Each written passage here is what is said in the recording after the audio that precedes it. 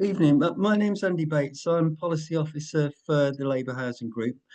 Thanks to everyone who's given up their time on a nice sunny evening to come and join us. I'm delighted that tonight we're featuring Ian Netherthorpe. I know Ian because we're both on the board of a tenant managed organisation, Wenlock Barn. One of the reasons I was keen to sign Ian up is that he's got knowledge of both the public sector. So he was on the board of the Hackney Elmo and worked for Mosaic Housing Association. But also one of the stories that Ian will tell you is he was so frustrated with the way that his own block was managed that he took, with the agreement of other residents, he took over the management of the block, and this has now become his business. So lots of kind of practical knowledge from Ian. So Ian will tell you he's not a lawyer, but loads and loads of practical experience. The other reason that I wanted to do this is that I think it's really important that we, the Labour Party, manage expectations and that manage expectations in two ways. So what I'm worried that leaseholders think when we bring in the legislation, the £20,000 bills are going to disappear, which of course they can't, because they'll still be the responsibility for the maintenance of the block. Also, as we're going to delve into, the trying to get the legislation right is fiendishly complex. And one of the things that the Labour Housing Group's done as part of our influencing strategy is that we've set up a leaseholder working group to kind of give a space for this kind of complexity to be aired. And we're really lucky that the person that coordinates the group is Alex Toll, who works for Rachel Blake, MP. And given that Rachel's constituency is the two cities where leaseholds are a huge issue, having Alex leading the group is really helpful to us. So, Alex, do you want to do you want to say something about the group, and do you also want to say about where the bills got to and going to? Yes, absolutely, Andy. And thank you for the introduction. Yes, hi everyone. So, again, to kind of repeat some of what Andy's already said. So, my name's Alex. In the daytime, I do work on policy, and particularly housing and leasehold policy in Parliament. And in the nighttime, and also in the capacity I'm here tonight, I sit on Labour Housing Group's executive committee, edit Red Brick, our in-house blog, and also facilitating our leasehold working group, which actually just had our meeting just over an hour ago. So if you do want to join that, do let me know, and we'll get you in that as long as you are a current Labour Housing Group member. So obviously, leasehold is one of the biggest issues that Labour is going to face in terms of housing at current next election, and it's one where the government is acting with speed. So we inherited a pretty big mess from the previous administration, an act that was passed in the dying days of the last government. But hey, I guess Rishi Sunak couldn't have guessed when the next election would be. So who knows why that happened when it did. So the government's been unravelling that, has been passing secondary legislation to make some parts of the Act actually workable, and is currently doing a consultation on a really significant piece of work around service charges and the regulation of managing agents. Alongside this, the government also has its own legislation coming in, which will be the Leasehold and Common Hold Reform Bill. This will fulfil the government's manifesto commitment to outlaw leasehold in new blocks of flats as well as houses, which is what's currently in place, and also to reinvigorate common hold to make it easier for residents in existing leasehold flats to go from leasehold to common hold so they can have more control over their homes. The government's also said they're going to implement the remaining recommendations of the Law Commission and may even be going further in some areas, but that'll remain to be seen when the legislation's text comes through. Because of how complex this issue is, and because of the experience of trying to implement the last government's act, the government has decided to put this in for what's called pre-legislative scrutiny beforehand. So this means that unlike most bills, where a full version, final version of the bill text comes through into Parliament, goes through the stage of Parliament relatively quickly, and is enacted, the government's going to put a draft version of the bill before a special committee of either just MPs or MPs and peers. The process is quite sort of conventions based rather than set in stone, who will analyse the bill line by line before it goes to the Commons for the first time. So as part of this work, Labour Housing Group has a leasehold working group. We were actually just establishing a kind of terms of reference in our meeting just now. And I think where we are largely agreed is that there's been a lot of work done on leasehold policy and on kind of what the solutions are to this feudal archaic system already out there. So what we're going to really focus on is finding ways to present those, to educate legislators and campaigners with work about how you can actually get away from the system. So things like how you could go through things like enfranchisement, common hold, the right to manage, what the state of the nation is with those right now, how difficult they are to get, what the current problems are, what the government's proposing as solutions, and also what difficulties might follow from those. I think we're all aware, as Andy was saying, that even in the best of worlds, managing big blocks of flats, even when residents have control, is really difficult.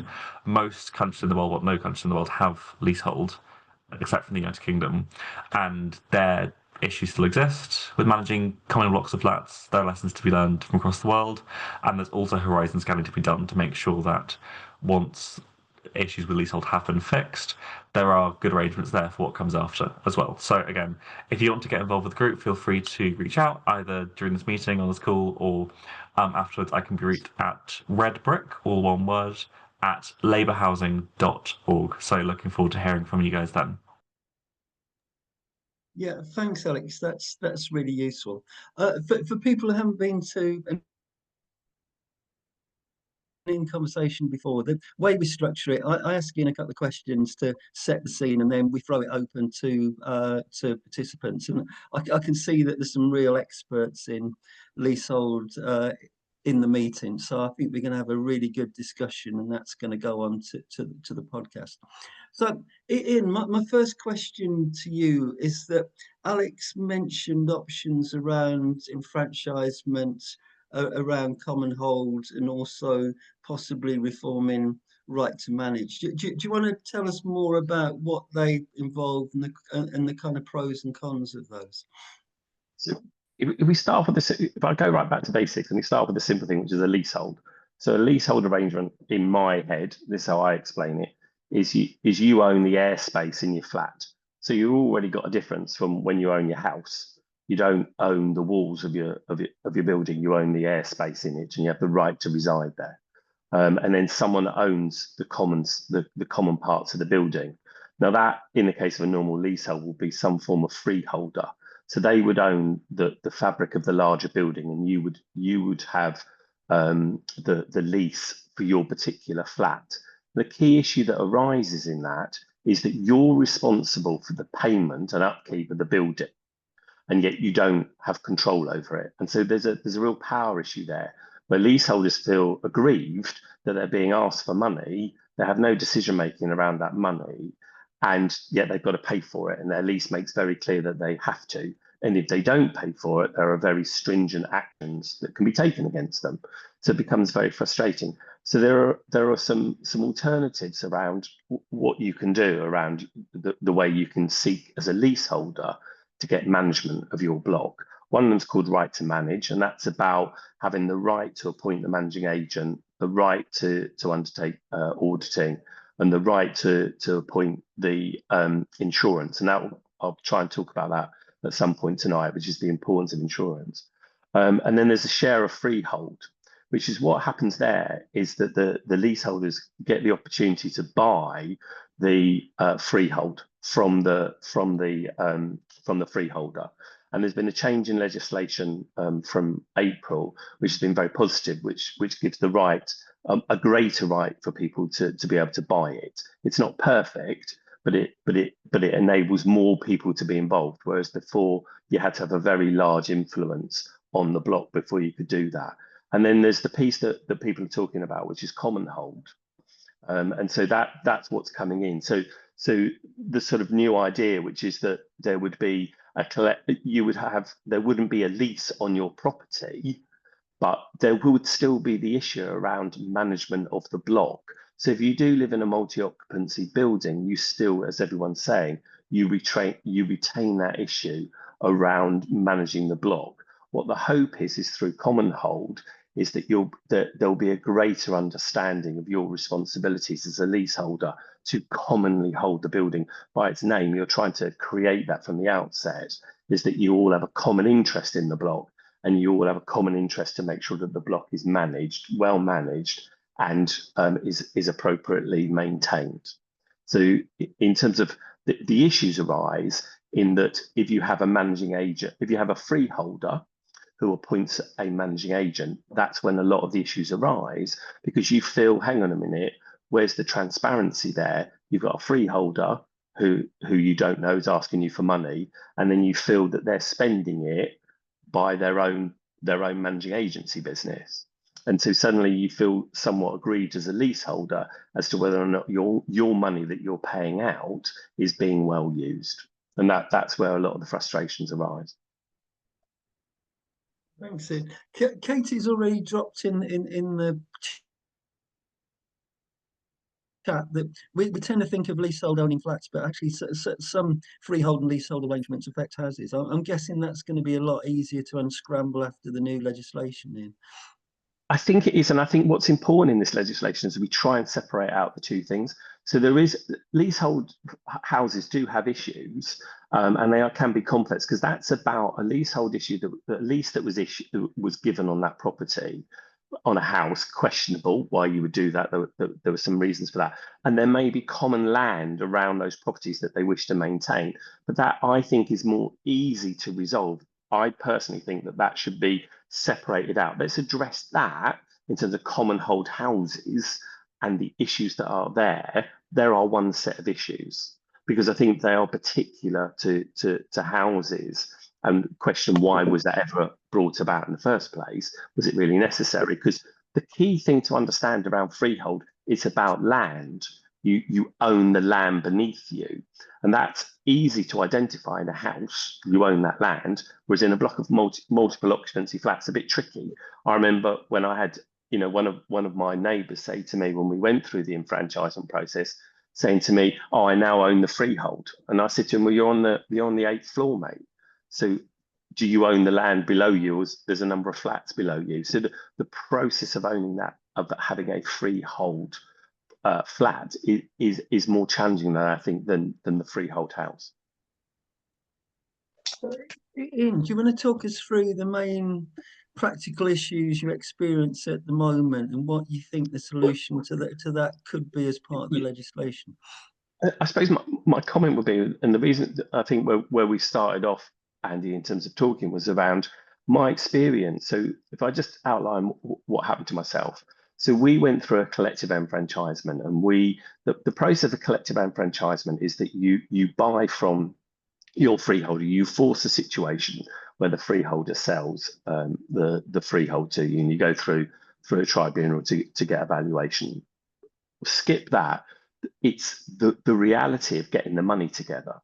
So if you've got 100 flats, you've got to get 100 people to participate to pay, or you've got to figure out a way of how you're going to fund those, what you call non-participants. So there's already a challenge there immediately around how do you get people who aren't wanting to participate to be paid. So one individual could suddenly trip up a whole objective of 99 flats who are all keen to buy, and then suddenly says, "No, I don't want to participate."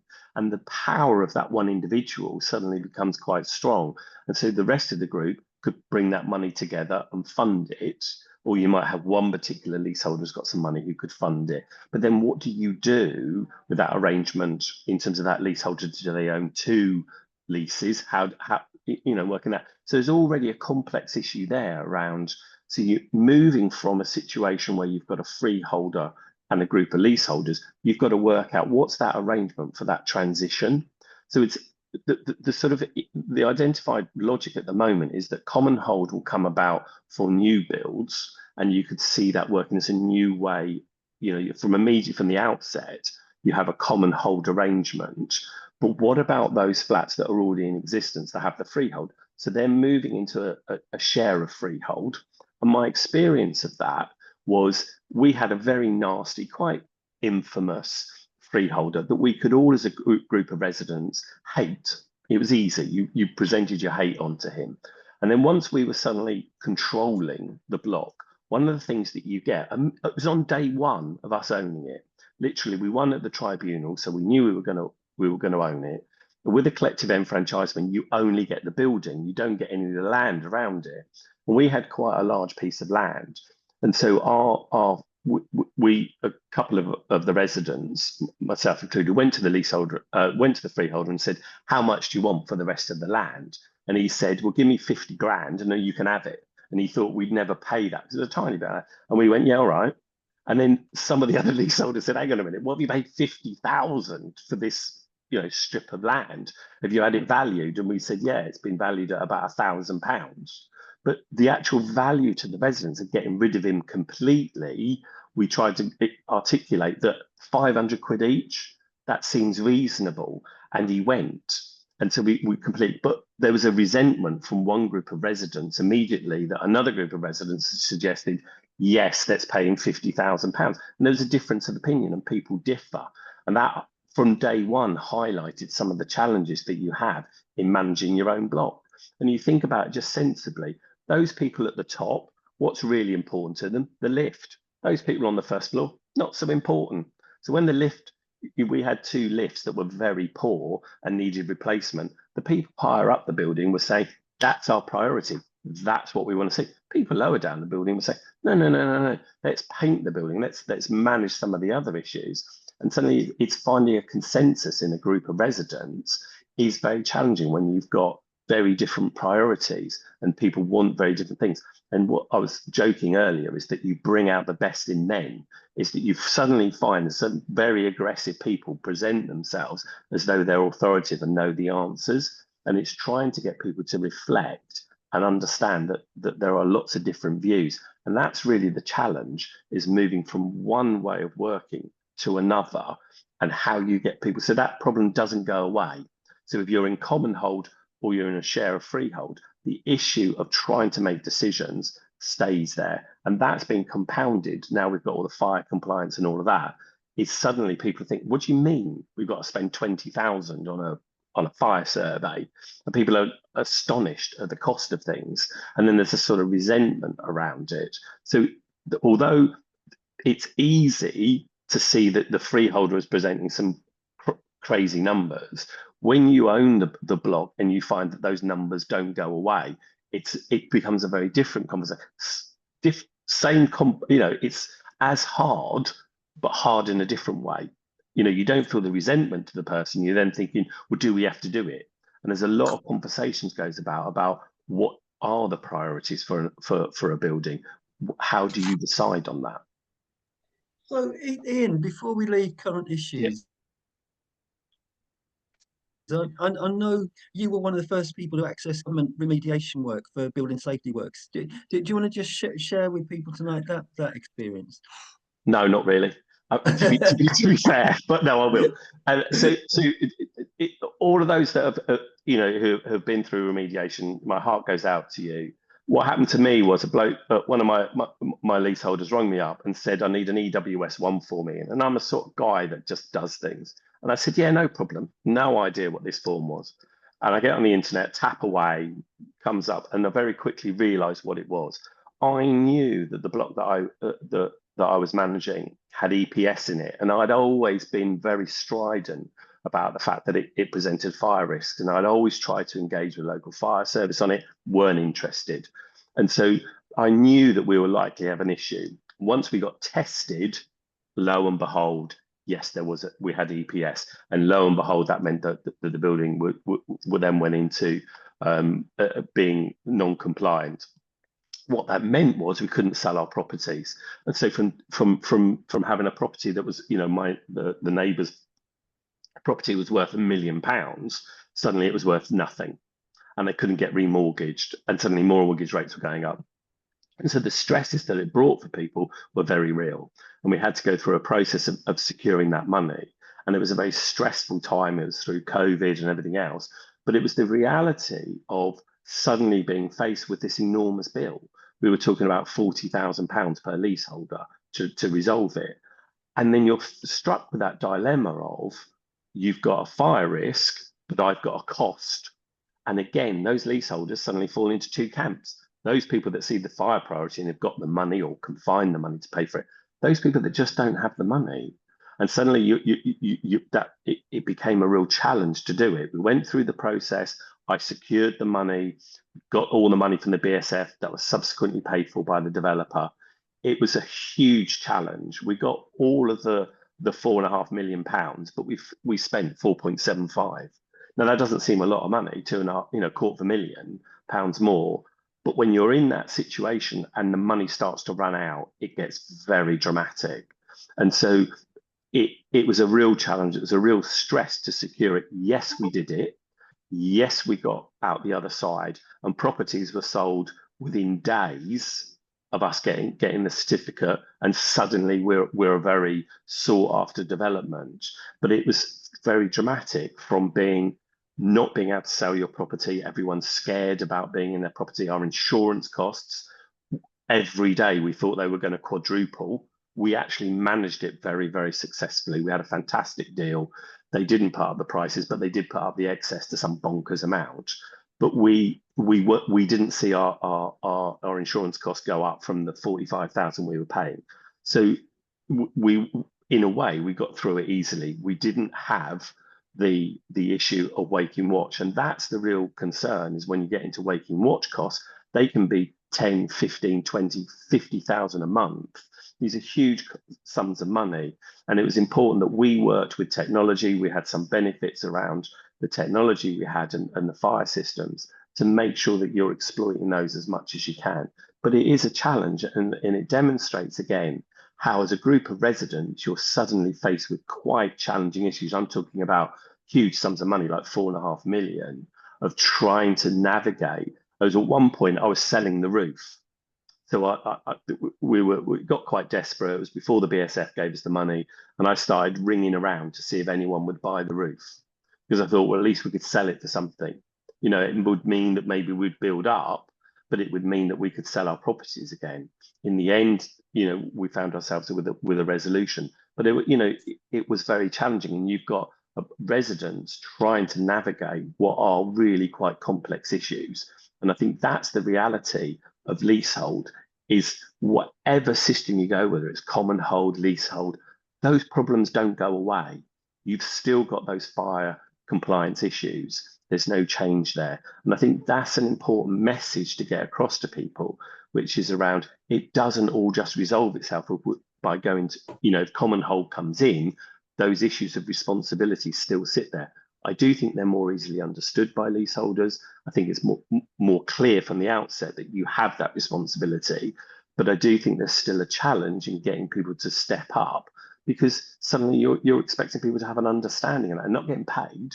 So still on a voluntary basis. And suddenly, you're having to be responsible for decisions around what's right for your block. So, Ian, just before we leave that, I've heard the kind of whole discussion about trying to get consensus on decisions, and some people might live in South Africa or Australia or wherever. Have you had kind of practical experience of this? Yeah, definitely. I mean, trying to engage with people is a real challenge. One of the interesting things is that the landlord group, and they represent, probably in most blocks of flats in London, somewhere between 40 and 60% will be non-resident landlords. Yeah. So that group of residents, they didn't want to spend any money to start with. But actually, they started to realise that if they invested in their properties, and they get a lot of tax breaks from doing it, they got a long-term rental. And so they actually started to engage much more positively through the journey of doing the cladding than they had been at the outset. And they started to realise that actually where they lose money is where they have a high turnover of renters. What they want as long-term renters, they can guarantee their money, their cash flow works for them. Their biggest issue is if they have lots of different people coming in for short rents. Oh, John Bevan, can I just ask you to go on mute? We're getting a bit of bounce back here. or Josh, if you're able to put John on mute. Ian, Kate is put in the chat that the huge difference will be that the managing agent will work for the leaseholders collectively rather than for the freeholder. So from your experience, do you think managing agents are the best way forward? Do you think residents should kind of exercise control directly? I think you have to be honest about what you can and can't do. So I laughed. I manage a block in West London, and it's got four properties. I laugh with people in terms of, and their service charge is 20,000, so it's about £5,000 each. You know, it's a lot of money, and they get no service for that because 10,000 of that is on the insurance, and 10,000 is then in the paying for everything else. And I think the reality is that having a managing agent is going to cost you money, and you've got to think, could we do that as a bunch of residents? Could we get on? And in some ways, you want to take that, because you remove that cost. The question for you is, because it's not hugely complex. You're getting a window cleaner, you're getting a drain cleaner, you're getting a insect guy. So none of it is complicated. You've got to remember to do it on a smaller block. Is it reasonable for residents to come together to do it?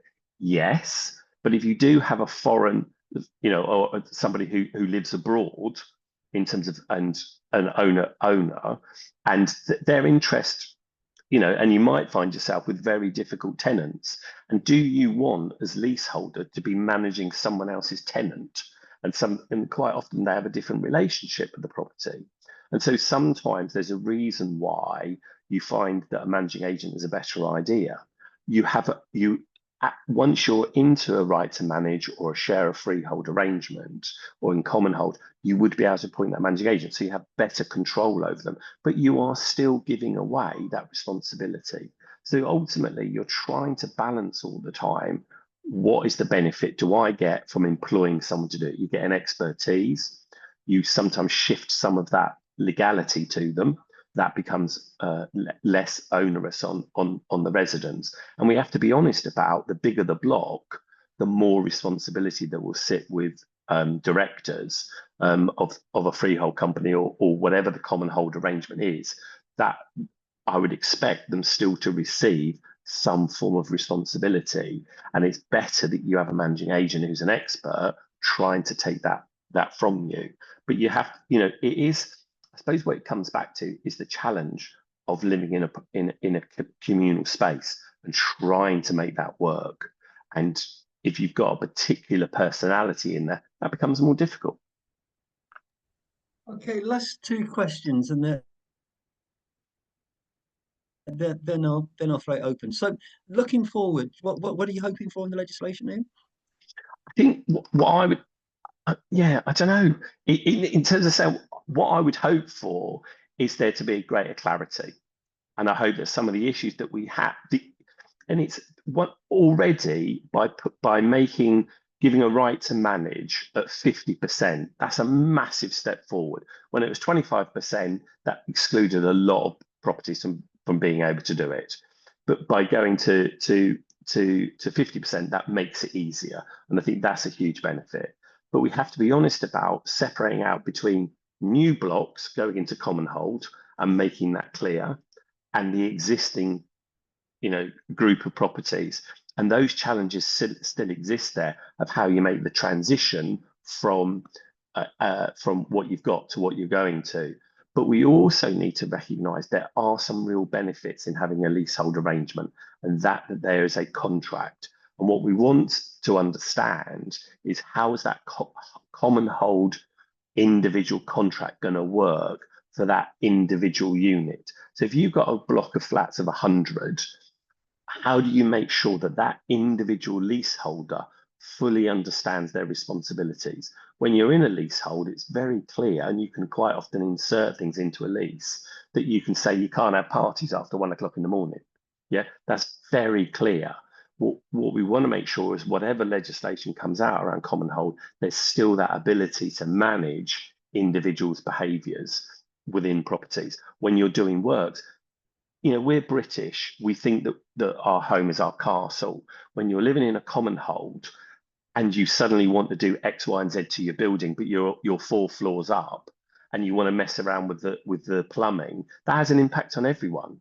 And it's important that we make sure that the leasehold, the common hold arrangement, make sure that you're still managing that leaseholder, you're still controlling in a way what they do as a group of residents, because that has an impact on all of you. That sort of common responsibility isn't diminished from having a common hold. I can see questions coming up in the chat that from here onwards, I'll let people ask directly. So my last question to you, Ian, is having grappled with trying to manage leasehold arrangements in social housing, so blocks where you've got a mixture of tenants and leaseholders and all that kind of complexity. Have you given any thought to how the legislation could help reduce that level of complexity? Not really, but I think again, it's about trying to create a common purpose within the block. I think it's trying to create a sense of common responsibility, and we talk about it in wider society. And I think that when you live in multi-occupancy buildings, that becomes more of a sense is how do you live communally?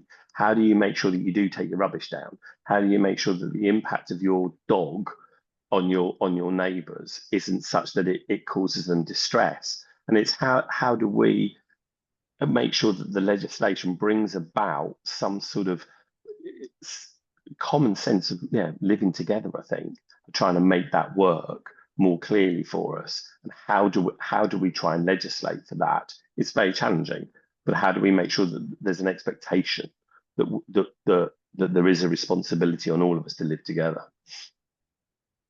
Brilliant. I'm sure there's going to be loads of questions. So if people can put their hands up if they want to ask a question. But I can see that Katie's already put one in the chat. So Katie, if you can jump in with your question and then we'll flip over to Matt after that. It's as if Katie might have gone to do a cup of tea. Matt, do you want to jump in?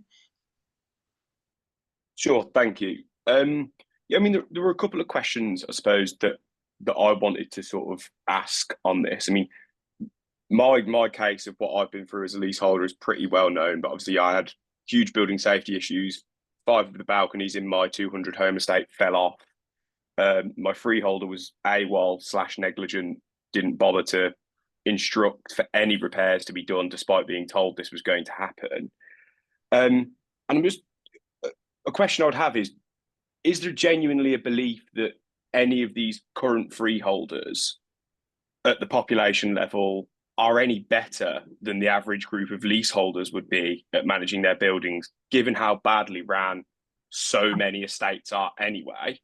And then the second sort of part that I was really curious to learn more about is obviously there was a bit of discussion earlier about fulfilling the manifesto pledge by not abolishing leasehold for current, but only implementing common hold on new properties.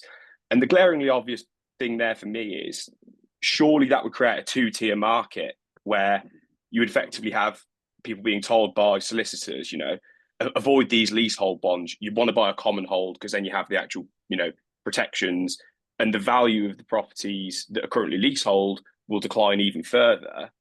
And a third point, if I may, because I work in investment advice, it's painfully, obviously we've got the judicial review with the claim over the human rights breach from the freeholders, claiming they have the right to extract all of this income from people that they don't deserve. Sorry, all of the investor decks, go on. Matt, sorry, Matt, do you want to say a bit more about that? Because this is really significant. Yeah. So the legal challenge from freeholders, yeah?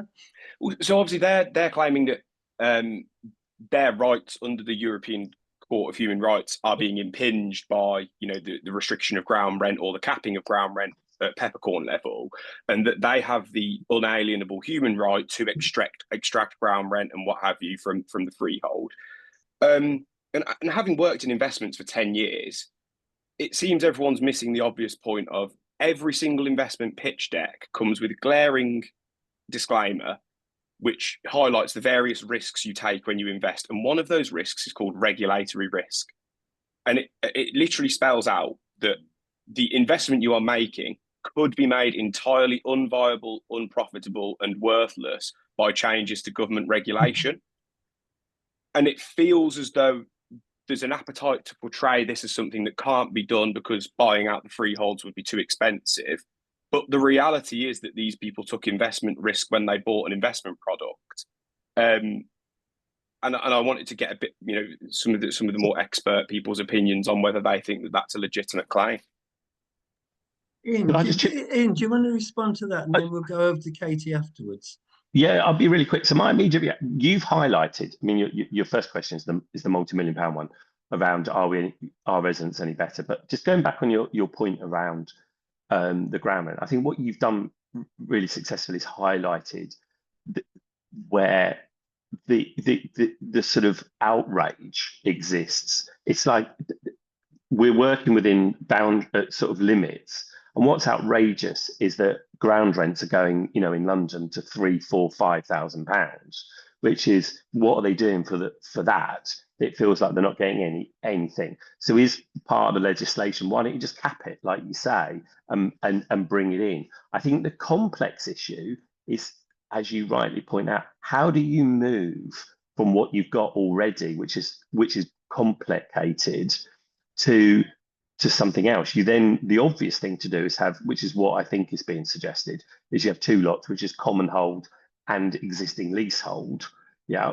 And then as you rightly point out, that will mean that the common hold will have a greater sense of value. Those people that have successfully established a share of freehold would argue, well, we got virtually that anyway. And then that would mean the leaseholders who are left with the freeholders suddenly see their asset go down. And I think the problem that you have is that we as individual purchasers of flats, we didn't understand that we were buying into some sort of investment that could move. We thought we were buying a home. And I think that's where this becomes really complicated. How do you move from one system to another? Is it that the legislation should seek to try and remove those really outrageous things, as was what you've highlighted in the ground rent, or should it seek to do a transformation of the sector? And I still think the question is out there: is that the right thing to? And I think a lot of people feel, are you going to find the answer in changing it? And so I think your questions are on the money around why it's so complicated to do. Do I think that residents are better? Yes, I think they ultimately will be better because they have to care, because the capital value of their property is screwed if it's not properly managed. But it takes a while to get there, and it's a real challenge to get there. But I do think that residents are far better in owning their properties than some other freeholder somewhere. Sorry, just to come back on that, I feel like it might have been misunderstood. So what I was saying is it couldn't possibly be worse if it was ran by residents, is my experience. Agreed. And also on the managing agent issue, I feel like sometimes people get bogged down into thinking, well, should people be compelled to have a managing agent or not? And I think the thing that I've felt most frustrated by as a leaseholder for the past 6 years, and why I would never do it again, is that I have absolutely no control.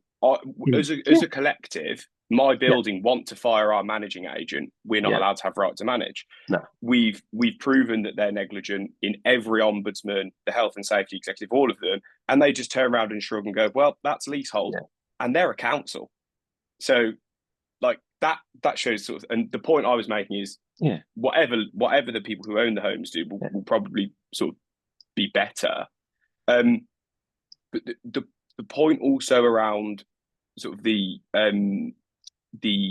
sort of investment side and how do you move away from what we've currently got, my impression is that it does sound quite unambitious, in that sort of to create a market where there's 2-3 different types of tenure ultimately means that the people who campaign day and night for years and years and years, from before I was even born, there were people doing this, they don't benefit from it. It would be like other people getting paid out as part of the postmaster scandal other than the postmasters, while all the unfortunate people that currently own a leasehold have the thing that they poured their life savings into become worth even less. And I don't understand why the appetite isn't to although it is devilishly complex, to quote what people say, to find a way to transition to that. I mean, for example, we have student finance that allows poor people to go to university. Surely a more aspirational thing to do would be to lend people against the value of their freehold to enfranchise and just do away with it once and for all. Yes. Ian, just before you come in, it's probably worth pointing out that you're not representing the Labour Party. This is your personal view tonight. But yeah, if you can address Matt's question, and then we'll go Katie and Harry after that. No, just quickly, no, absolutely, Matt, I agree with you. I think that what I hear from you, though, is should you be addressing those really extreme issues, which is the fact that you can't appoint the managing agent? Is that where the legislation should be seeking to give you that right and make it even easier than at 50% for RTM and make it, I don't know, 25% and reduce that down? That would still be retaining the leasehold arrangement, but it would mean that you would have much more able to do that than the situation is at the moment. And so you would be able to appoint that managing agent. You would feel you had more ability to more agency within the relationship. Is that the priority? Or because my worry is if it is so big, it will never get done.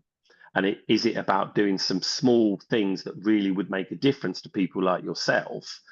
Is that the way to go? We can deliver that very quickly, or seek to try and do a root and branch change. And I just worry that it will get lost in the weeds and won't deliver for people like yourselves who really want to see some change, who would benefit from just giving you the right to appoint your managing agent or get rid of them completely. You know, it's just that ability to do that. So Matt, we might need an offline dialogue between you and Ian, if that's okay.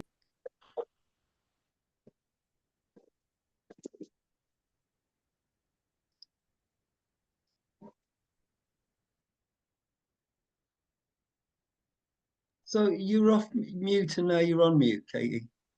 Sorry. Yeah. You screaming a bit funny then. Just going back to a few points on the previous conversation, capping a ground rent, that is not part of the legislation that's going through.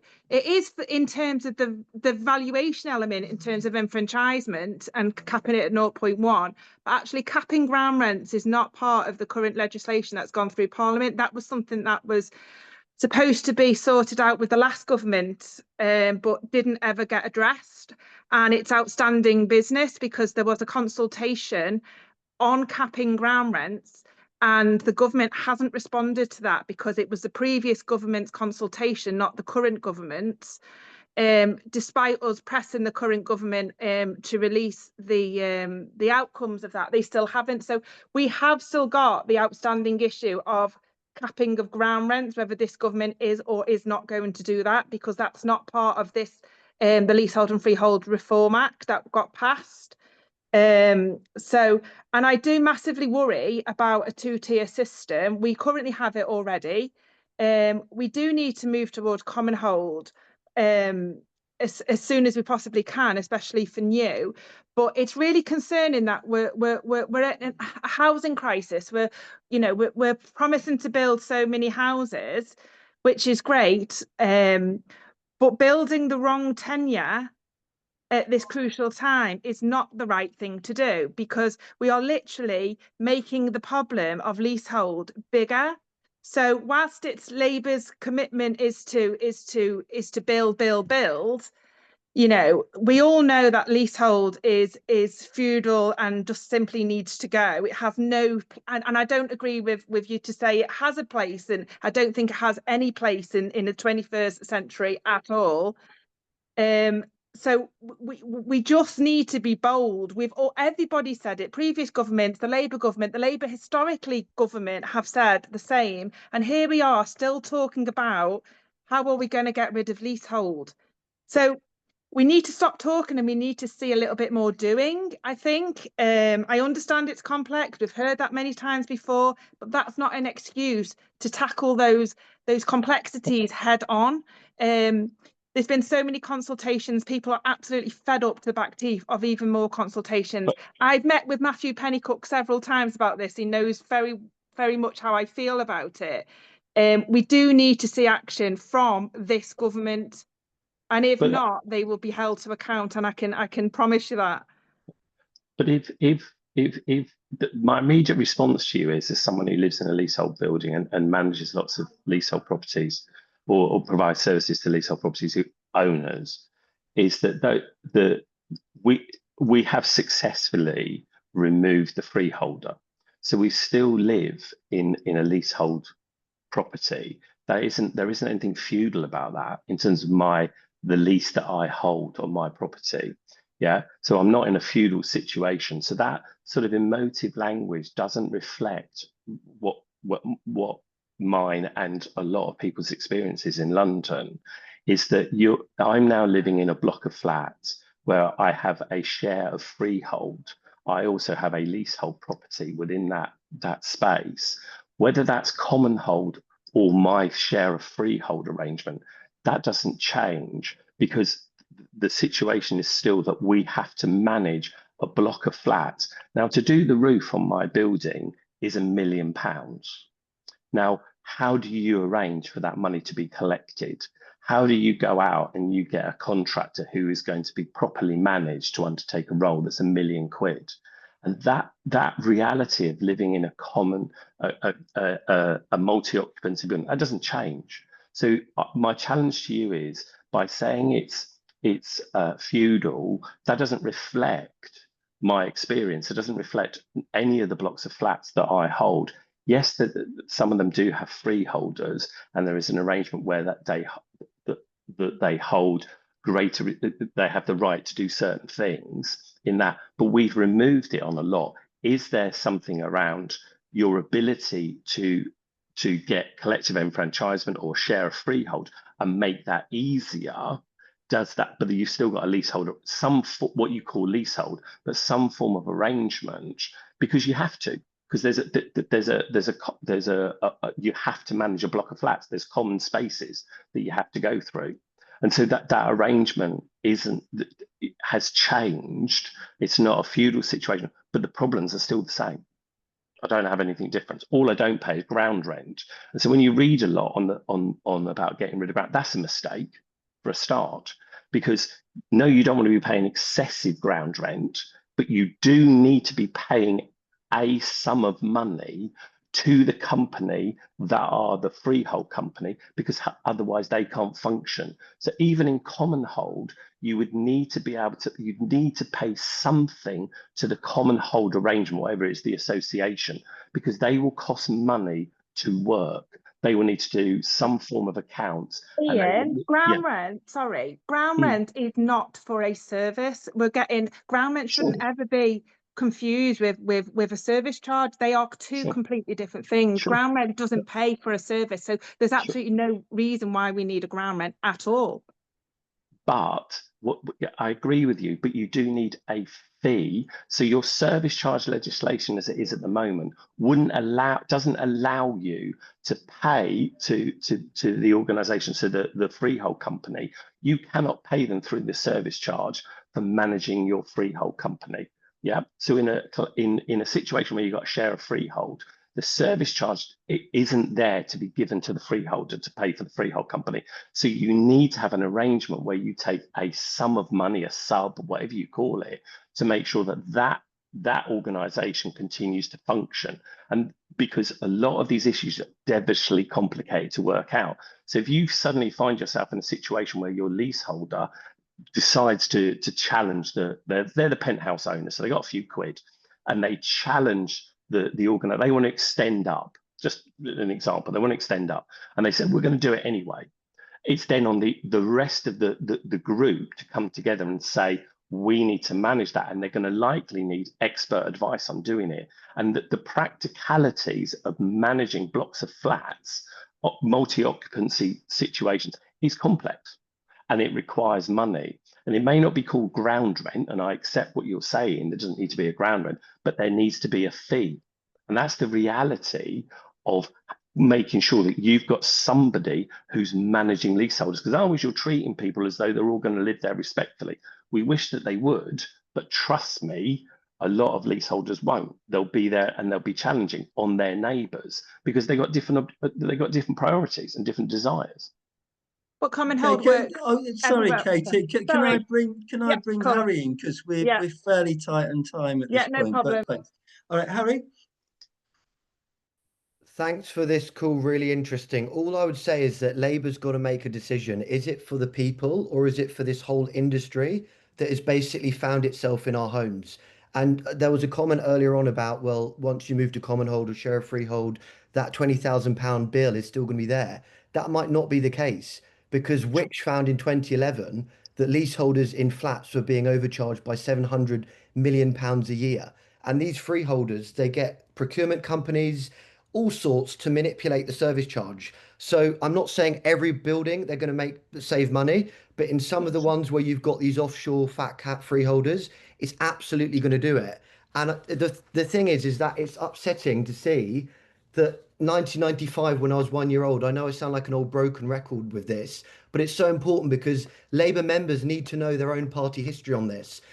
The late Frank Dobson and Nick Rainsford, they said all new flats were going to be common hold, and they were going to basically make it very easy for people to buy out their freeholds, and they were even going to get rid of marriage value.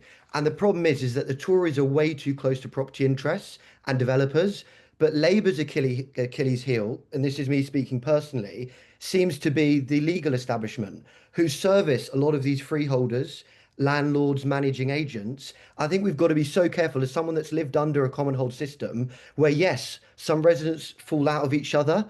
It's a bit like Winston Churchill. It's, do you believe in democracy, a worse system, or do you go to something else? And I think the key thing is, do you trust the little guy, or do you keep this wealth dividing system going, where they keep going on about their human rights, that they've got the whip hand over ordinary people? And I think when Labour needs some retail policies right now, Katie was referring to the Law Commission. All the work, a lot of it's been done by the Law Commission half a decade ago. When we start talking about how complex it is, the whole industry lobby that hire law firms, that hire academics, that hire, lobbying firms, Pagefield, you can Google it on the lobbying register. You're making them win. You're making them win the argument. And actually what you need to be saying is, look, we need everyone to be able to get control of their buildings where they want to. We need to make that, as you said, bring the 50% threshold down. I would say go beyond that even for buying the freehold. Right to manage can be a little bit of a sham operation, particularly, as you said, with estate charges. We know of blocks where they've got right to manage, and then the freeholder has screwed them over by jacking up the estate charges. So they're actually worse off having got self-rule. So I think that's so important. And I think one other point Alex told, there's glimmers of light there. Rachel Blake's talking about right to manage, trying to make it easier. But what we're worried about is that they're going to get swayed by all this stuff about regulating managing agents. These managing agents are still going to loot people if they're appointed not by the leaseholders. If they're appointed by these offshore shell companies, we're still going to get looted. And all we're going to do is see the management fees go up higher. So people's service charges will be pushed up more. People will not be able to sell their homes. I think that's so important. That is the worry, that you've got all of these lawyers, particularly very well placed in the Labour Party. They're on their groups and all the rest of it, who work for people like my freeholder, who's made £1.1 million on insurance commissions in our building, 1.6 million down the road. These guys have not got any interest in getting rid of the system. But could we just separate? So immediately, I would say, so in terms of I can give it, so these larger managing agents, they use the insurance system. They've become insurance companies. We all know which one it is. It's a very large managing agent became an insurance company, right?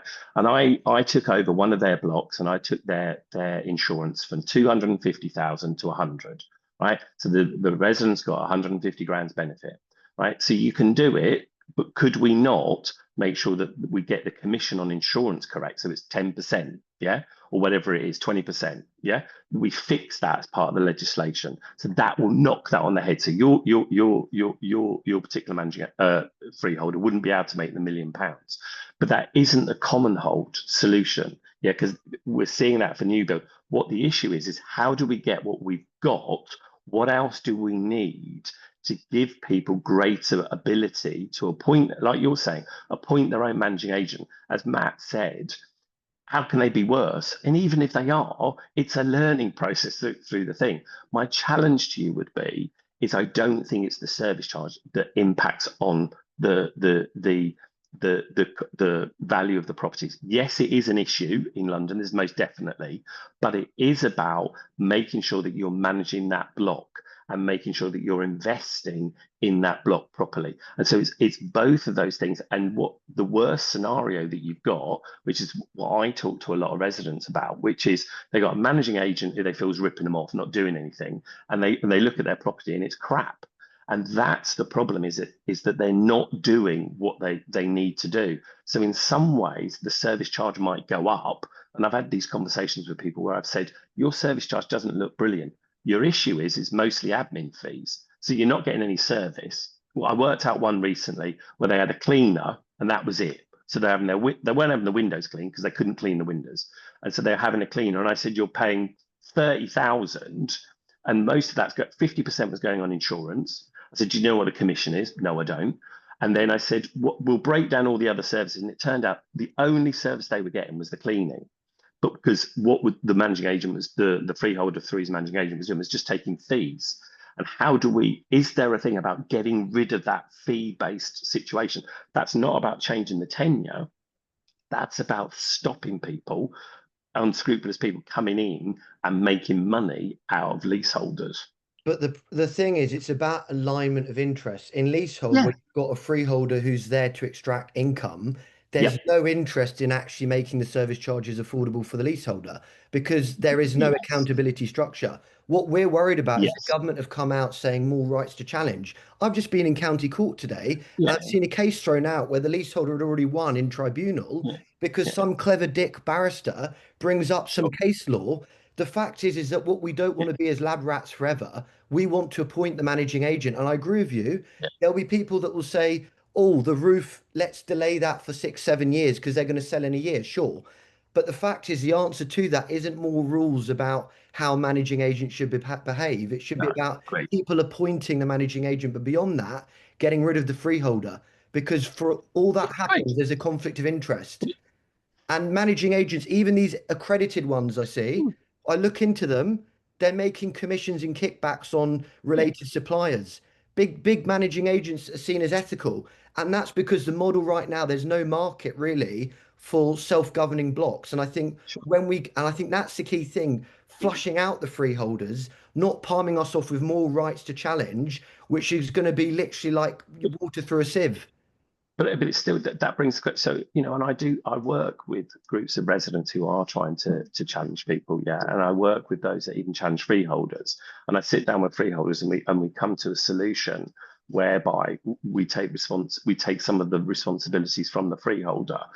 Is that where the focus should be about getting in there and seeing, like you're pointing out, around commissions and getting rid of that? And it's not about putting managing agents under, because I agree with you. It's about having a transparency in those fees. And could you not bring legislation to make that? I think, well, they're trying to do that with insurance and calling it permitted insurance fee, which to us looks like you're basically rebadging kickbacks as a permitted fee, going against the common law. And even the government have responded and said, oh, they sort of see that point. What we need is to give more tenant or leaseholder or common holder control, because then a lot of the bad practices will go. I think that's the key thing, to actually make sure there's an alignment. So I'm agreeing with you, but service charges are destroying resale values. And we've now got the biggest gap with house prices in 30 years. That's not all Grenfell. That's not all cladding. That is because of the fee farming that's going on, where people come to blocks of flats, and we've got a lot of our supporters, and people go, where's the swimming pool? Where's the gym? Where's the helipad? And they're paying, 4,000, 6,000, 8,000 for one bed. But I accept that. But we also need to start saying and understand blocks of flats. We got a block of flats with a swimming pool on the roof. you have to accept that if you're buying into that, whether you say you can't get access to, you must be paying it in your insurance. I And so agree there that has to if be you're buying into a property, you have to maintain it. But the thing is, Okay, but that's where enlightened self-interest kicks in. You're not I'm going to worried run it's the becoming building a down. debate, Harry. Let Ian Sure. answer your point, and then I'll. Yeah. No, that's it really, and it's that. No, I'm not. I agree with Harry in terms of, but it's that taking some of that response, and this is some of the change. And we talked about, about you have property all around the world. I do think maybe there's more maturity in other parts of the world, especially in Asia, around the management of blocks. I think that it's early days for us as a community living in blocks of flats. And I do think there's an element of that as well. It's about us becoming more mature in the country around living in blocks of flats. We've always seen it, and my mum will be this, we've seen it as the poor people live in blocks of flats. And it's about recognizing that it's a more common process now. People live in blocks of flats, and we've got to get that relationship right. And like Harry's saying, if you're paying £6,000, £7,000, £8,000 in service charge, that's 15, whatever it is, 10,000 earnings. That's a lot of your earnings suddenly going on a service charge. And you want to be able to feel that you've got responsibility on that. And I think for me, as a managing agent, the challenge comes, should we be focusing on that bit? Let's not get lost in the common hold element of it, but think about how do we give leaseholders more opportunity to have that responsibility and enforce that. Okay. Can I bring Nicola in, and then I'll do a final draw of questions, and if there isn't any other ones, I'll bring Max in. So, Nicola, do you want to ask your question?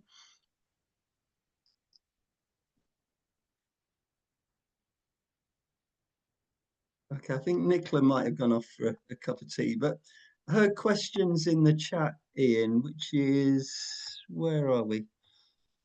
Don't make me work this on an iPad. So. Yeah. So Nicholas said, and there's an even bigger problem, Matt. Sadly, local authorities are not rolling in it. So where's all the money going? So I think what this is about, and I was gonna.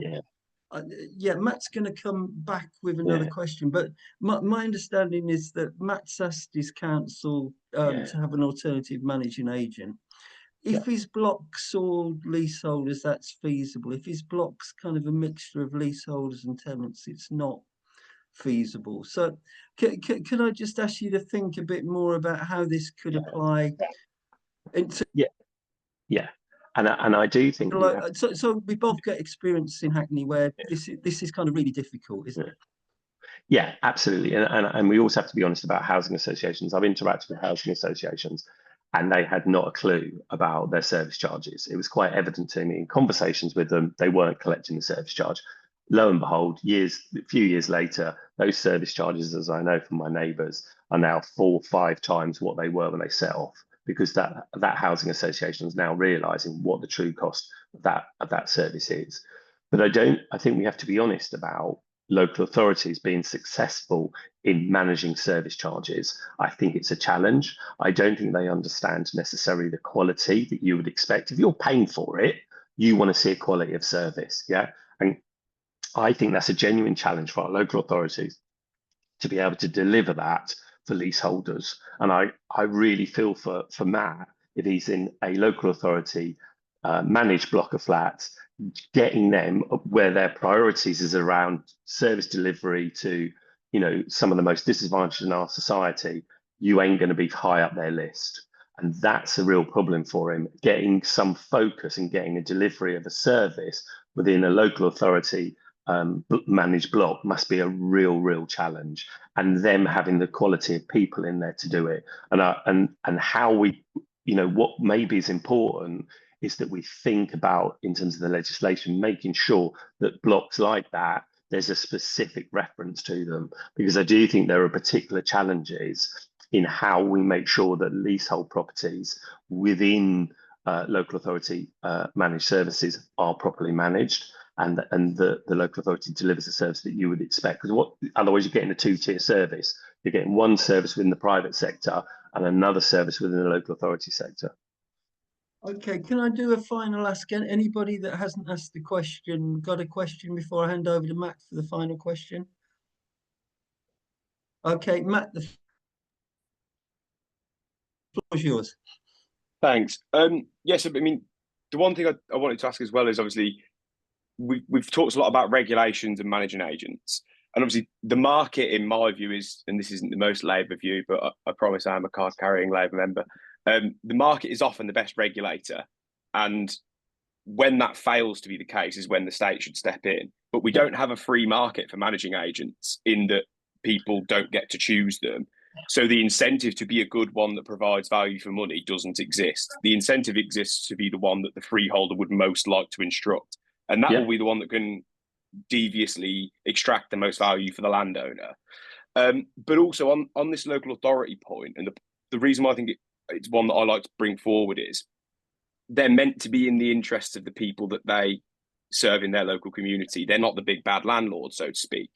But in my particular instance, my local authority have seen fit to purpose-build leasehold blocks as shared ownership, create a private limited company that they're the entire shareholder of, to provide cleaning, gardening, all of the services you would need, even consultancy work, and second their own employees to that company for a huge markup. So if they pay a gardener 20 grand, they second them to their own private limited company for 80 grand.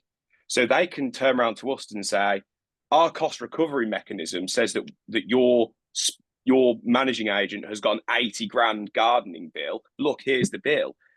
And it turns out actually the council have created their own company, sent their own fella to themselves through legal structures, and made 4 times the guy's salary in marking it up.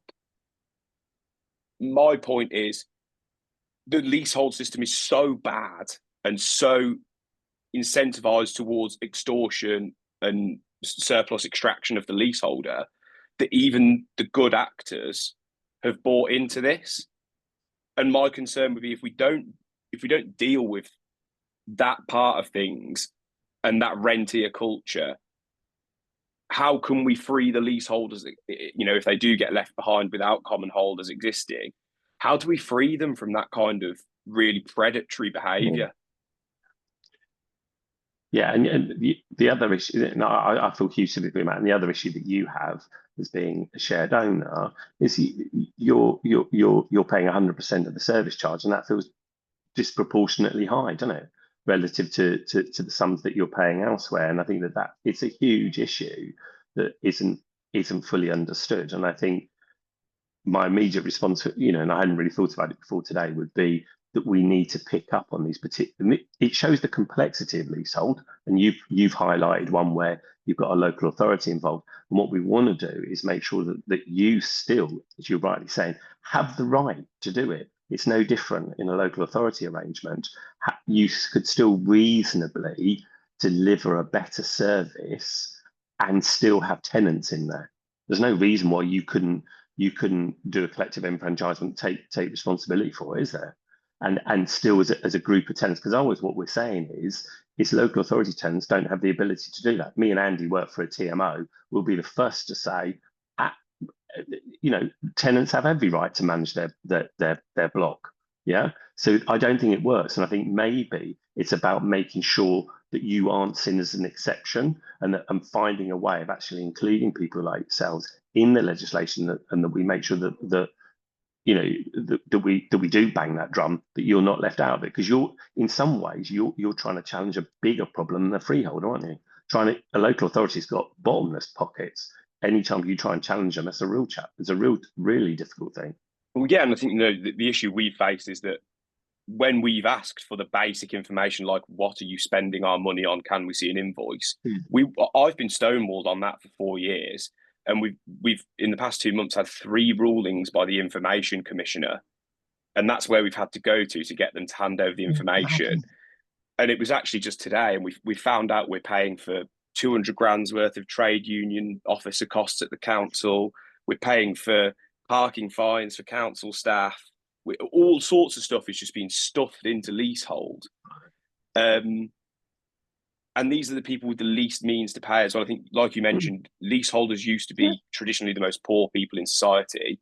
The people in my block are, they don't have the pockets to take it to court. No. Absolutely, and your local authority does, and in terms of those costs. So I do think it is an important point to come out of this discussion tonight. I think you've highlighted an area which is in particularly challenging, and it's making sure that you're not lost in whatever the legislation comes about. Is that that I would hope that the party would seek to try and reflect your particular point, because I don't think there's any difference in you managing it, because it's a sort of general consensus around the need to give leaseholders greater opportunity to manage that the managing agent relationship and make sure they're maintaining their buildings. Okay, we've overrun, but it's been a great discussion, great questions. People that are going to catch this on the podcast are in for an absolute treat. If I can double back on what Alex said. So if you're a member of the Labour Housing Group, we've got a working group on this. I think that the legislation is still, or the bill's still open to change. If you're not a member of the Labour Housing Group, why not? So I think we had a really good discussion tonight, really good challenges. As Alex said, our working groups just kind of setting out the terms of reference, and I think tonight's discussion has been a really important part of that. So thanks for giving up your time, and yeah, great, Matt, that you want to be involved. Did you catch Alex's contact details?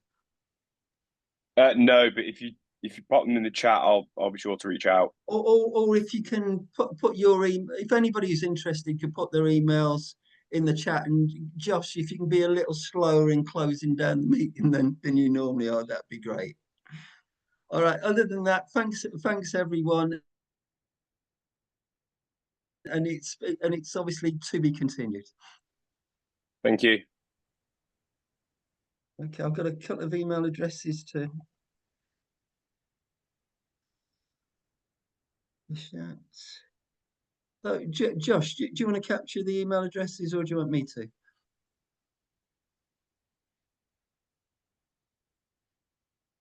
Oh, you're on mute, Josh? I can do it, don't worry. All right, yeah, you're more tech-savvy than me. All right, thanks, and I'll catch you by phone, Ian. Okay, so cool. yeah, if you want to close, the meeting, Josh, that's great. Brilliant. Thanks, everyone. Thank you. Thanks, Josh.